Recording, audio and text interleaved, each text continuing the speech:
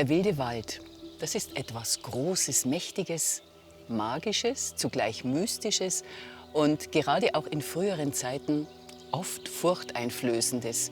Hier erwachsen in Sagen, Legenden und Märchen die Geschichten von Räubern, Geächteten, von der Hexe, dem vermeintlich bösen Wolf.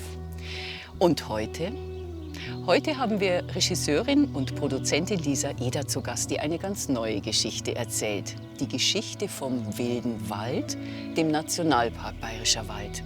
Er ist mit 51 Jahren der älteste in Deutschland und gemeinsam mit dem Nationalpark Šumava im benachbarten Böhmerwald in Tschechien das größte zusammenhängende Waldschutzgebiet Mitteleuropas. Hier darf die Natur Natur sein. Ganz ohne Mensch, ohne dass der Mensch sich einmischt. Hallo, hier ist Isolde Hild und ich heiße euch herzlich willkommen zu Good News for You TV Spezial. Und ich heiße vor allen Dingen dich ganz herzlich willkommen, liebe Lisa. Wir freuen uns sehr, dass du Zeit für uns gefunden hast, denn ich weiß, du könntest im Moment jeden Tag wahrscheinlich locker 5 Interviews geben. Ganz ich freue mich auch. Danke, dass ich da sein kann mit euch. Du hast uns hier heute an einen ganz besonderen Platz im Nationalpark Bayerischer Wald entführt. Es ist wirklich ein Traum. Was ist das für ein Platz? Das ist der Tummelplatz mitten im Herzen des Nationalparks und ein, wie ich finde, ganz besonderer Ort, weil man hier noch sieht, dass es da mal Menschen gab, die hier gewohnt haben. Also es ist ein Haus noch da, das da steht. Da hat ein Förster mal gewohnt. Und da wurde auch Viehhandel betrieben. Ich weiß nicht, ob der Name von daher kommt, tummeln, also sich tummeln, das was bewegt, das weiß ich nicht. Und er ist nicht weit entfernt vom Lusen. Das ist der markanteste Berg, der Hausberg der Weidler. Und der ist auch gleich ums Eck von da, wo ich aufgewachsen bin. Und ja, ich mag es einfach gerne. Und dann gibt es in der Nähe auch noch einen schönen Aussichtspunkt. Und da passt irgendwie so alles zusammen. Man spürt's. Der wilde Wald und du, das ist ein ganz spezielles Projekt und so vieles ist anders gelaufen als ursprünglich geplant. Vielleicht fangen wir aber einmal an dem Punkt an, wie du überhaupt zu diesem Film gekommen bist. Also wie kommt man an ein so großes Projekt? Also ich habe an einer Ausschreibung teilgenommen. Im Jahr 2017 hat der Nationalpark Bayerischer Wald eine europaweite Ausschreibung gemacht. Gesucht wurde ein Projekt anlässlich des 50. Geburtstages des Nationalparks, der ja 2020 stattgefunden hat. Und ich habe zufällig davon erfahren und ich fand es spannend, weil ich ja auch viel in Nationalparken weltweit gedreht habe und habe gedacht, ich würde mich da einfach gern bewerben. Und die erste Hürde war, ich musste eine Firma gründen, aus Haftungsgründen, weil es ja um doch sehr viel Geld ging. Und das habe ich dann auch gemacht. Ich habe eine GmbH gegründet und habe mich einfach an dieser Ausschreibung beworben. Und die Ausschreibung habe ich dann gewonnen. Da gehört aber ganz schön viel Mut dazu, ne? Für die Ausschreibung selber noch nicht, aber für das, was dann da noch gefolgt ist. Also es war anstrengend, es war viel, aber es war auch eine ganz besondere Erfahrung. Was hat an deiner Ausschreibung überzeugt? Weil du wirst ja nicht die Einzige gewesen sein, die sich da beworben hat. Also ich denke mal, dass das der Ansatz war, der erzählerische Ansatz, dass ich versucht habe, und es war mir ganz wichtig, diesen kleinen Park im Herzen von Mitteleuropa so zu zeigen in der Größe, die er eigentlich hat, nämlich international. Also der Park ist von internationaler Bedeutung und das wissen viele nicht. Also mir wurde das auch im Laufe der Dreharbeiten erst so richtig klar und auch im Laufe der Recherche. Der Park ist für Menschen aus der ganzen Welt ein Anziehungspunkt, also für Forscher aus der ganzen Welt, die sich mit wilder Natur beschäftigen, die ihre Forschungsergebnisse übertragen auf Wälder weltweit. Und ich wollte das genauso erzählen. Ich wollte also die Einheimischen zu Wort kommen lassen. Ich wollte aber auch Menschen von, ich sage jetzt mal, weltweit einen Blick geben lassen auf diesen Park. Und das ist, glaube ich, auch so mein Ansatz, der mich so mein ganzes Berufsleben lang begleitet hat. Ich gehe in die Welt hinaus und beobachte und schaue und komme mit einem anderen Blick wieder hierher. Und das spiegelt sich, hoffe ich, auch in diesem Kinofilm. Ja, das tut's auf jeden Fall. Ich habe mich oft gefragt, auch so in unseren Vorbesprechungen, und ich durfte den Film ja vorab auch schon sehen, wie geht man so ein Mammutprojekt an? Denn das Wissen, das sich mit diesem Nationalpark verbindet, das ist ja kaum zu fassen. Und der Film soll ja auch im Ausland funktionieren. In den USA wird er gezeigt, in Israel läuft er. Das sind jetzt mal nur 2 Beispiele fürs Ausland. Wie entwickelst du da so ein Drehbuch, dass es sowohl für hier passt, als auch für ein internationales Publikum? Wo holst du dir das ganze Wissen her? Und vor allen Dingen, wie entscheidest du dann, das kommt rein und das nicht? Also, Ja, also zuerst einmal, Geschichten erzählen funktioniert weltweit gleich. Also Märchen funktionieren auf der ganzen Welt nach demselben Muster. Also Storytelling ist übertragbar. Von Deutschland aus geht es auch in die Welt. Also was hierzulande funktioniert, funktioniert auch in den USA oder in Asien. Aber es ist schon wichtig, dass man dann, also bei der Auswahl der Protagonisten einfach ein anderes Augenmerk legt. Ja? Also wenn man einen Film international vermarkten will, dann ist es natürlich schon wichtig, dass man auch entsprechende Protagonisten hat. Also dass man den Film nicht nur mit Einheimischen bestückt, ja, dass einfach die Vielfalt zum Tragen kommt. Also das ist so das eine, die Auswahl der Protagonisten, die Art zu erzählen, also die Dramaturgie, die natürlich übertragbar ist. Da braucht es ja auch so verschiedene, ja, ich sage jetzt mal Kenntnisse, und ganz viel passiert im Schnitt. Da hatte ich einfach einen wirklich wunderbaren Editor, also Georg Fischer, hat mir da wahnsinnig geholfen. Also ich habe den Film auch nicht allein gemacht. Auch bei den Dreharbeiten ist es einfach wichtig, sich mit dem Kamerateam, es waren 4 Kameramänner, auseinanderzusetzen und auch eine Bildsprache zu entwickeln, die dieses Thema einfach spannend macht. Und da haben wir uns natürlich sehr, sehr viel überlegt. Das kann man erst, wenn man sehr tief in die Recherche eingetaucht ist. Ja. Dass man also, so ein Ansatz war zum Beispiel das Kleine, den Mikrokosmos versus dem Makrokosmos. Also da ein Gegenüber zu haben. Also die winzig kleinen Käfer, die ja für die Dynamik eines wilden Waldes so elementar sind, werden ins große Ganze gesetzt. Also man hat den kleinen Käfer und man hat diese mit dem Multicopter gedrehten, super totalen Landschaftsaufnahmen, um da auch Spannung zu erzeugen. Und dann spielt auch eine ganz große Rolle die Musik, ja, die ein wunderbarer, auch kann ich wirklich nur sagen, Komponist gemacht hat, Sebastian Filmberg. Das sind ja alles auch so einzelne Bestandteile, die einen Film dann zu dem machen, der er dann letztendlich ist. und was ich oft auch inzwischen erlebe bei eigenen Projekten, ist, man weiß, ob ein Projekt unter einem guten Stern steht. Und dann spielt es einem die Leute zu, es spielt einem die Informationen zu. Und ich glaube, eine der großen Fähigkeiten ist einfach auch, die Antennen ganz weit offen zu halten und zu gucken, was da kommt. Ein wichtiges Prinzip wird auch sein, Pars pro toto, also Berichte über etwas Kleines, einen Mikrokosmos, der als Sinnbild für vieles Großes steht. Und dir ist schon auch noch mal ein besonderer Coup gelungen, indem du beispielsweise Jane Goodall für den Film gewinnen konntest, die ja auch sehr, sehr beeindruckt ist von dem, was du da mit deinen Teams geschaffen hast. Ja, die kommt, also Jane Goodall kommt in der Kinolangfassung jetzt so gar nicht vor, aber im Trailer und in den verschiedenen anderen Sprachfassungen. Wir haben ja sehr viele Sprachfassungen gemacht und deswegen hat es mich natürlich besonders gefreut und ich habe es auch als große Ehre empfunden, dass ich mit ihr ein Interview führen durfte und dass sie auch ja, dass sie eben auch ganz klar sagt, dieser kleine Park im Bayerischen Wald, den also so viele einfach nicht kennen, der hat so eine enorm große Wirkung weltweit. Und er ist Sinnbild für ganz viel, was eigentlich weltweit passieren müsste im Bereich Naturschutz. Ja.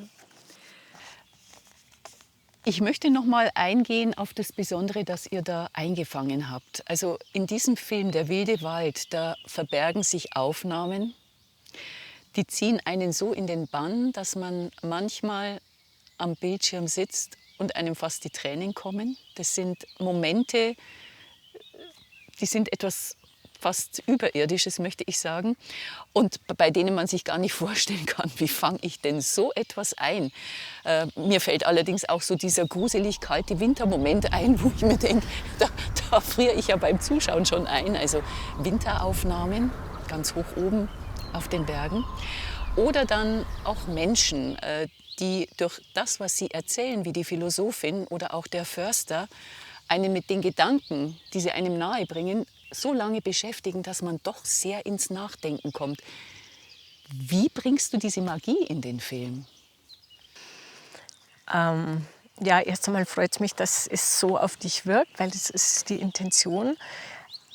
Ich glaube, es ist eine Mischung aus dem, was ich erlebe, was mir dieser Wald bedeutet und dem, was er meinem Protagonisten bedeutet. Ja.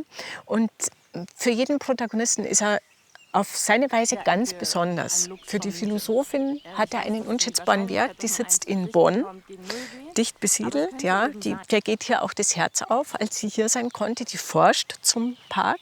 Die hat auch so eine schöne wilde Mähne. Ja, das passt auch Wald. ganz das wunderbar. Passt natürlich auch sehr gut. Das geht noch einher. Der Förster, dem es ein Lebensanliegen ist, sich für mehr unberührte Natur in Wäldern einzusetzen, für eine naturnahe Forstwirtschaft, dem Nationalpark natürlich sowieso mit seinen ganzen Vertretern.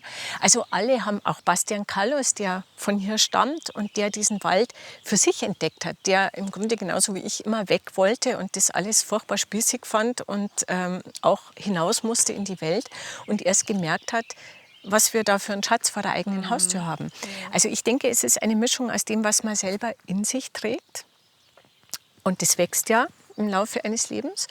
Und dem, was einem die Protagonisten vermitteln.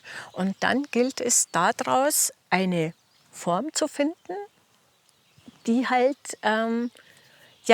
die eigene Ästhetik, sage ich jetzt mal, befriedigt. Oder das, was man sich halt so vorstellt. Und das ist halt, also der Film ist schon das, was ich da sehe und spüre. Und was mir jetzt so in unserem Gespräch kommt, die große Magierin ist die Natur. Ja. Die verändert dich, die verwandelt dich, wenn du dich auf sie einlässt. Genau, und das ist genau der Punkt, dieses sich auf die Natur einlassen. Ich denke, wir haben immer ganz viel im Kopf, was Natur sein soll, was sie sein muss. Und wir sind selten in der Lage, uns die Zeit zu nehmen, hinzuschauen und hinzuhorchen. Und nachdem ich schon ein ganzes Leben lang mich mit Naturthemen beschäftige, fällt mir das vielleicht auch ein Stück weit leichter. Aber auch ich habe gemerkt, dass ich unglaublich viel noch lernen muss. Ich bin auch immer wahnsinnig schnell und es muss zackig gehen. Und ich tue mich so schwer, innezuhalten. Und das habe ich schon auch im Laufe der Dreharbeiten gelernt, mehr dieses feine Beobachten und dann kommt es von selbst. Also die Natur gibt dir die Dramaturgie vor. Du hast es vorhin gesagt mit dem Winter. Ja? Wir hatten halt auch Glück. Also wir hatten wirklich auch viel Glück. Es war Winter. Es gab einen richtig kalten, schneereichen Winter, als wir gedreht haben. Gibt es ja auch nicht mehr jedes Jahr in Zeiten des Klimawandels. Und da kommt so vieles zusammen. Dieser Wille, sowas unbedingt machen zu wollen, die Teamarbeit, das sich einlassen auf die Natur und das Glück einfach. Ja. Und dann, dass die Natur einen vermutlich Schritt für Schritt dahin begleitet, immer mehr zur Ruhe, zur Stille zu kommen und einfach mal zu sein, um das, was sich um einen herum alles abspielt, auch aufnehmen zu können. Du bist selbst ein Kind des Waldes. Du bist hier aufgewachsen. Du bist für viele Jahre weggegangen, wahrscheinlich auch so ein bisschen auf der Flucht. Ja, bin ich und ja. Und du bist aber wieder zurückgekehrt, so als hätte dich der Wald gerufen, um dir zu sagen, dass nur du diesen Film machen kannst. So kommt es mir vor. Was hat dich, als du dich ihm erneut genähert hast, besonders beeindruckt? Denn du kennst den Wald ja schon sehr lange.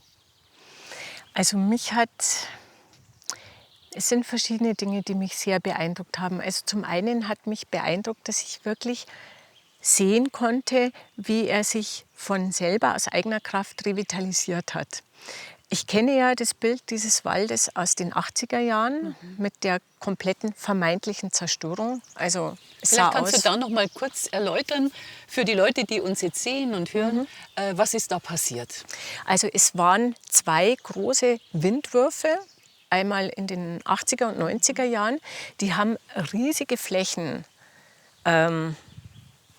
ja, zerstört in Anführungszeichen. Das sieht aus oder sah aus wie nach einem atomaren Unfall. Also da waren nur noch Baumgerippe da, also Baumleichen über eine riesengroße Fläche. Es war nicht mehr der grüne Wald, es war ein vom Anblick her toter Wald. Vermeintliche Und Leiche, vermeintlich, ne? ja. Ich sage vermeintlich, weil heute ist es ja Ja. anders. Aber damals hat es so ausgesehen. Und das hat ja auch zu diesen massiven Protesten der Bevölkerung geführt, die einfach den Wald so nicht kannten. Natürlich nicht. So etwas hatte man bis dato nicht gesehen. Und auch ich war da erschrocken. Also ich war damals schon in München, so mit Anfang, Mitte 20, war das einfach ein Horroranblick, ja. Und das hat sich ja schon längst gewandelt. Aber jetzt habe ich durch die Dreharbeiten einfach diese ganzen Flächen auch noch mal neu erkunden können. Und ich habe wirklich erlebt und gesehen, da ist so eine Kraft da, wenn man die Natur lässt. Das ist so, es ist eine Dynamik und eine Power, ja, und etwas Wildes. Und das ist ganz wunderbar. Und das habe ich so natürlich das erste Mal erlebt, weil ich war ja nicht so tief drin. Ich gehe zwar dann immer wieder mal spazieren oder wandern, aber nicht so intensiv. Das hat mich sehr, sehr fasziniert. Ja. Das ist wie ein großes Geschenk, oder? Zu Genau. sehen, dass Ja. man gut regenerieren kann, vielleicht auch als Sinnbild für einen selber. Ja, wenn man Ruhe gibt, wenn man einfach alles sein lässt. Das ist so das eine. Und das andere ist schon auch, das war mir auch nicht klar, dass dieser Park doch so wichtig ist für die Forschung weltweit. Also für Umweltbildung natürlich auch, aber für die Forschung weltweit ist dieser Park einer der wichtigsten, die wir haben. Kannst du da bitte ein Beispiel geben, also dass man sich das besser vorstellen kann? Was erforschen die Leute hier? Also okay, Natur bleibt Natur, Ja. ein Mensch darf sich nicht einmischen und was erforsche ich dann? Also nur mal ein Beispiel. Der Borkenkäferbefall, den wir ja weltweit haben. Der Borkenkäfer vernichtet weltweit riesige Flächen an Wäldern. Und wir brauchen die Wälder ja ganz dringend, weil ja, wir den Klimawandel einfach haben. Das heißt, es kommen Forscher aus der ganzen Welt und untersuchen hier im Nationalpark Bayerischer Wald die Bedingungen, warum kommt es zu massiven Borkenkäferausbrüchen und warum ebben die auch wieder ab? Und wie kann man solche Erkenntnisse weltweit übertragen? Ich formuliere es jetzt einfach, weil es ist hochkomplex, auf andere Wälder, damit wir mehr robuste Wälder haben, die dem Klimawandel standhalten. Und das ist ja ein Thema, das beschäftigt Forscher weltweit, weil wir überall dieses Problem haben. Und da ist hier so eine, ich sage jetzt mal, Keimzelle der Forschung. Und das ist irre. Da kommen Menschen aus den USA, aus Asien, also hochkarätige Wissenschaftler, die hier forschen. Und hier werden auch viele Doktorarbeiten geschrieben. Also hier findet sehr viel Feldforschung statt. Also nur als jetzt ein Zwei Beispiel. wichtige Erkenntnisse aus diesen bisherigen wissenschaftlichen Arbeiten zum Also Borkenkäfer. die wichtigste Erkenntnis ist, dass wir mehr unberührte, wilde Natur brauchen, auch natürlich in Wirtschaftswäldern, weil wir dadurch stabileren Nachwuchs an Wald bekommen, der der Hitze, dem Klimawandel besser standhält. Und das ist ja so das A und O, was einfach, was weltweit wichtig ist. Ja, und der auch hilft, die Ökosysteme zu erhalten, die wir wiederum als Lebensgrundlage Genau. brauchen, auch wir als Menschen. Also allein, was es hier an Artenvielfalt gibt, also auch Arten, die als nicht mehr vorhanden galten, also als ausgestorben galten, was man hier alles wieder entdeckt. Also das ist ein Hotspot der Biodiversität. Und das ist einfach, allein diese Erkenntnis, wenn die sich übertragen würde auf Wirtschaftswälder, deutschlandweit, bundesweit, europaweit, dann ist da wahnsinnig viel gewonnen. Das ist auch so schön in deinem Film zu sehen. Ne? Also Aufnahmen von früher, als wirklich alles kahl gefegt ist, wo du dir denkst, und dann wächst das alles neu nach. Und diese Freude, ja, das ist Leben und es geht, ich glaube, das springt auch wirklich als einer der wichtigen Funken deines Films auf die Menschen über. Lisa, dein Film heißt Der wilde Wald. Was bedeutet in diesem Zusammenhang Wild, Wildheit, Wildnis? Denn wenn wir in unserer Gesellschaft, in unserer zivilisierten, von dem Wilden sprechen, meinen wir meistens, wir müssen etwas zähmen, bändigen, uns unterwerfen, kontrollieren, beherrschen. Wie können wir dieses Wilde bei deinem Film, bei deinem großartigen Film sehen und verstehen? In welchem Zusammenhang? Also wild ist für mich der Inbegriff von Freiheit, es darf alles so sein, wie es einfach ist. Unkonventionell, nicht gebändigt, nicht in eine Schublade passend. Und das ist, was diesen Wald ausmacht. Er darf so sein, wie er eben ist. Ja? Und er sieht nicht überall gleich aus. Es ist nicht konform, nicht nach dem Strich gebürstet. Und das ist, was ich so schön finde am Begriff und auch an diesem Wald und was ich finde, was man auch gut auf die menschliche Gesellschaft übertragen kann. Je vielfältiger eine Gesellschaft ist, umso spannender ist das Ganze. Ja? Umso mehr Input ist da. Ja? Und umso widerstandsfähiger ist auch eine Gesellschaft äußeren Einflüssen gegenüber. Genauso wie es der Wald ist.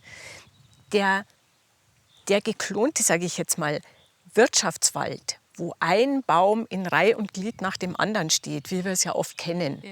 Ja. Wie der Förster das auch sagt, Ackerbau mit Bäumen. Ja? Das ist nicht kraftvoll, das ist auch nicht spannend. Das ist einfach langweilig, allein schon vom Anblick. Und der wilde Wald ist ein Verhau. Es ist groß, klein, dick, dünn, schief gewachsen und das ist das Schöne. Und das würde ich mir auch wünschen, dass mehr Menschen das erkennen. Weil viele denken ja, ein Wald ist ein Wald, ein Baum ist ein Baum. Das stimmt aber nicht. Und das muss man erst lernen. Und ich hoffe, dass durch meinen Film man auch so eine Sensibilität dafür bekommt, was eigentlich ein Wald ist. Die Philosophin in deinem Film, die hat es, glaube ich, sehr gut auf den Punkt gebracht, was wir Menschen im 21. Jahrhundert aus dem Wilden zu lernen haben. Ja. Christina Pinsdorf sagt es ganz wunderbar, der höchste kulturelle Akt, und da sprechen wir wieder von den zivilisierten Menschen, im 21. Jahrhundert ist es, sich zurückzunehmen, es einfach sein zu lassen, nicht einzugreifen. Und das verlangt uns sehr viel ab, weil wir als Menschen halt gewohnt sind, alles zu gestalten und alles zu regeln. Und genau das ist es. Wir sollten mehr lernen, die Natur sein zu lassen. Das ist die Philosophie des Nationalparks, auch in bewirtschafteten Wäldern. Ja. Und ich glaube, was wir dank deines Films auch lernen können, das habe ich auch noch mal neu verstanden, ist, dass wir Menschen eben tatsächlich auch nur begrenzt sind in unserem Wissen und Erkennen.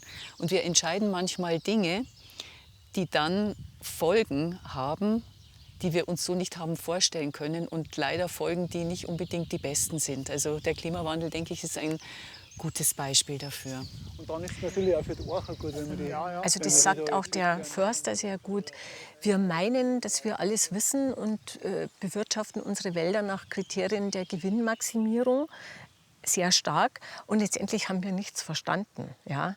Und die große Kunst liegt ja darin, oder die große Herausforderung, das eine zu tun, ohne das andere zu lassen. Wir brauchen ja den Rohstoff Holz. Ja? Es geht ja nicht, dass die ganze Waldfläche oder dass ganze Waldflächen nur Nationalparke sind.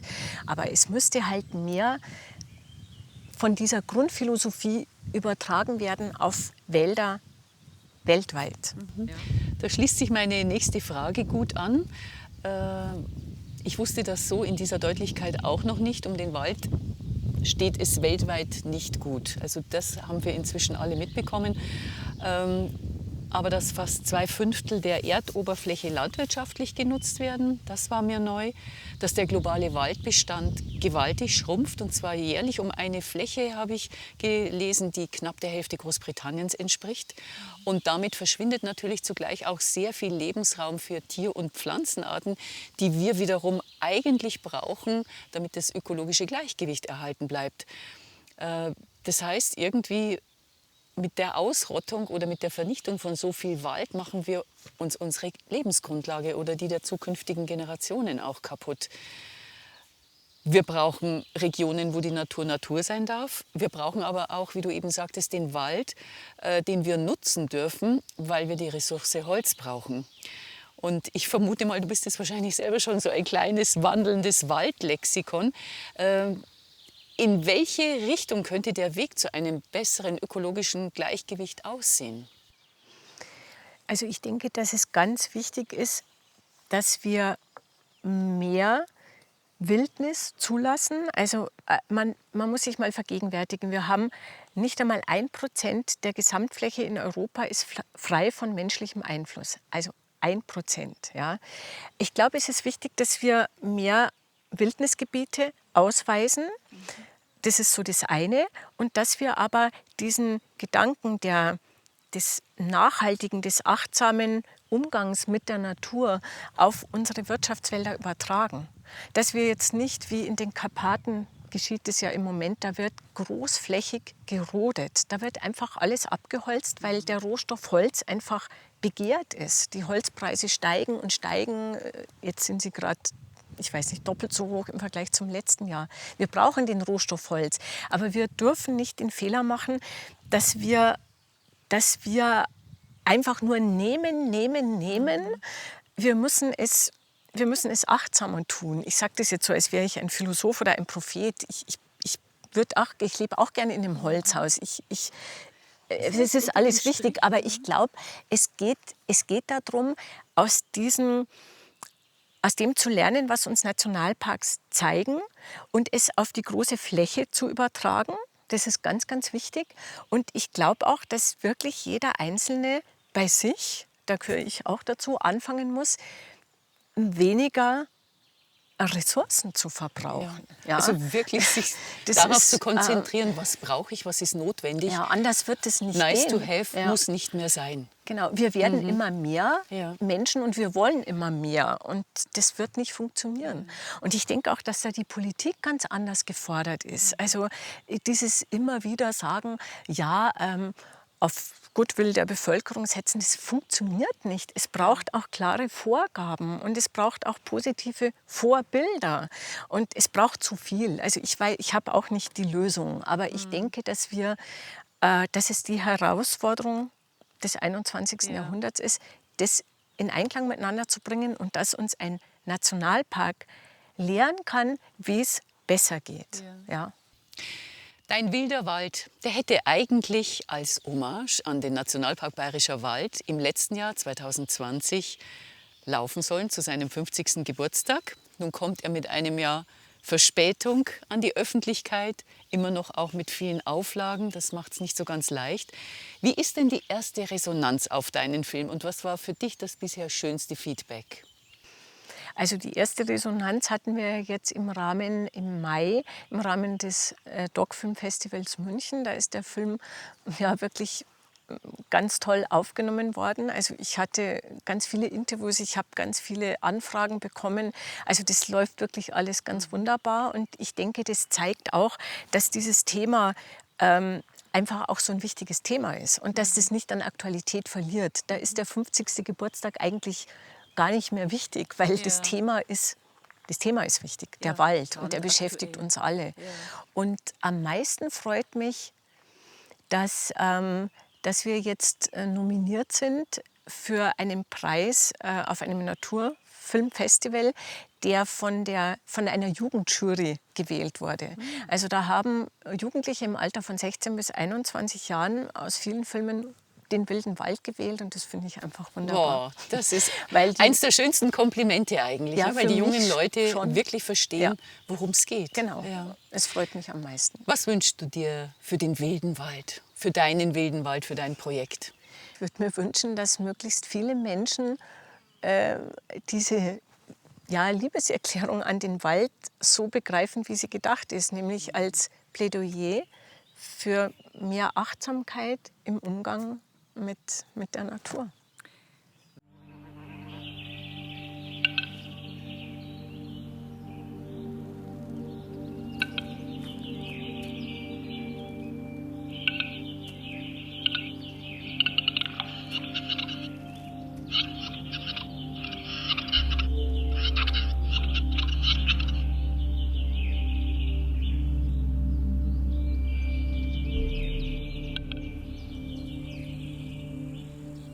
Ich wünsche dir von ganzem Herzen, dass du ein Millionenpublikum erreichst. Denn das braucht der Film tatsächlich, damit sich tatsächlich auch etwas verändern kann. Und das, was sich in Worte nicht kleiden lässt, nicht fassen lässt, das muss ich sagen, das bringt der Film so unendlich gut rüber, der wilde Wald.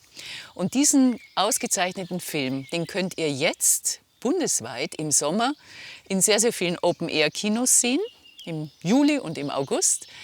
Und ab Ende September bis Mitte Oktober darf der Film endlich deutschlandweit in die Kinos.